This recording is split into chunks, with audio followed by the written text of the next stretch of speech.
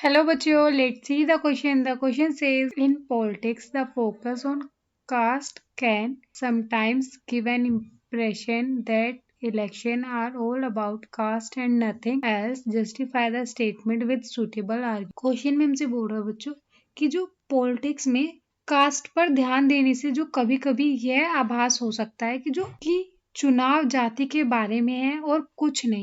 इस स्टेटमेंट को जस्टिफाई कीजिए। क्वेश्चन में हमसे ये बोल की concept of this question is impression of caste in election. First, every candidate need to win the confidence of more than one caste and community to win elections, as no it is impossible to get a clear majority of one single caste। चुनाव जीतने के लिए बच्चों प्रत्येक उम्मीदवार को एक से अधिक जाति या फिर समुदाय का विश्वास जीतने की आवश्यकता होती है, क्योंकि नहीं एक ही जाति का स्पष्ट बहुमत प्राप्त करना असंभव है। Second, this is also true that no party can win the votes of all the voters of a caste और कम्युनिटी। और यह भी सच है कि कोई भी पार्टी किसी जाति या फिर समुदाय के सभी मतदाताओं का मत नहीं जीत सकता। Third, candidates are also put up from the same caste by the political parties. Some voters have more than one candidate from their caste, while many have no candidates from their